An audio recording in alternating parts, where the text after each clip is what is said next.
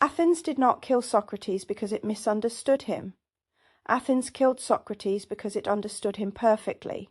He asked the questions that the city could not survive being asked. He named what no one else would name. When offered an escape from his death sentence, he refused. This is not ancient history. This is your story. Welcome to power and myth. In the spring of 399 BC, an old man stood before 500 Athenian jurors and refused to lie about what he saw. His name was Socrates. He was 70 years old. He had spent 50 of those years walking the agora, stopping men of standing and asking them simple questions about what they claimed to know: justice, courage, piety, beauty. The questions never required obscure knowledge. They required only that the answers be coherent. And under his patient examination, almost no one's answers ever were. What Socrates practiced has come down to us as the elenchus, the method of cross-examination. He would ask a man what justice was, and the man would offer a confident definition. Then Socrates would propose a single case that the definition could not contain. The man would adjust his definition. Socrates would propose another case. By the end, the man stood revealed, not as foolish, but as someone who had been certain of something he had never actually examined.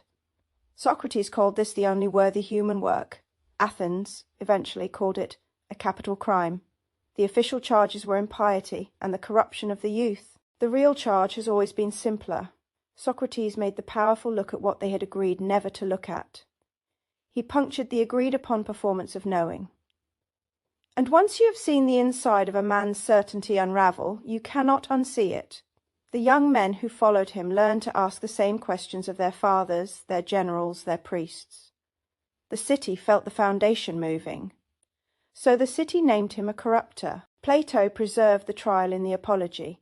Read it carefully, and one thing becomes clear. Socrates is not surprised to be there. He has been waiting for this moment for decades. He tells the jury that an inner voice has guided him his whole life. He calls it the daimonion, a small, unwavering voice that does not tell him what to do, but tells him with absolute clarity when he is about to betray what he sees. He listened to it. That's why he is on trial. He could have stopped questioning. The voice would not let him. He could have softened his findings to keep his standing. The voice would not let him. He could not, in the end, perform the city's preferred reality. The voice forbade it. When the verdict came, he was given a final mercy. His friend Crito arrived in his cell with bribed guards and a ship waiting. Escape was simple. Athens half wanted him to flee. A dead Socrates was inconvenient. A fled Socrates would have confirmed what they wanted to believe about him, that in the end he was like everyone else. Socrates refused. He drank the hemlock. According to Plato in the Phaedo, he did so without spectacle. He spoke calmly with his friends until the cold reached his chest. Then he was gone. What you must understand is this. Socrates did not die for an idea. He died because he could not stop seeing. The hemlock was not a punishment for a philosophy. It was the natural consequence of a particular way of perceiving the world, a way that, once activated, cannot be turned off. The city offered him every off-ramp, a different defence, a reduced sentence, a quiet escape across the sea. He took none of them, because to take any of them would have been to drink a different hemlock, the slow poisoning of pretending he had not seen what he had seen. You recognize this? Of course you recognize this. Because this is not Athenian history. This is the pattern you are living. There is a name for what Socrates carried.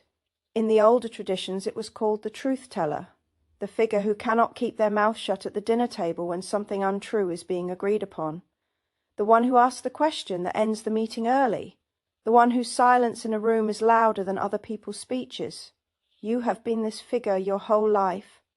Most of the time you have apologized for it. What the ancients called the daimonion, Jung understood as introverted intuition operating at full capacity. This is not mysticism. It is a cognitive architecture. The nigh-dominant mind processes vast amounts of unconscious data and delivers complete knowings, often before the conscious mind has caught up. You do not decide to see the contradiction in what someone is saying. You see it. The seeing arrives whole. The truth-teller does not choose to perceive. The perception is involuntary. What is chosen is only what to do with it. And here is the inheritance the truth-teller has always carried. You cannot finally pretend you have not seen what you have seen. You can try. Most of us spend years trying. We learn the smile that hides the knowing.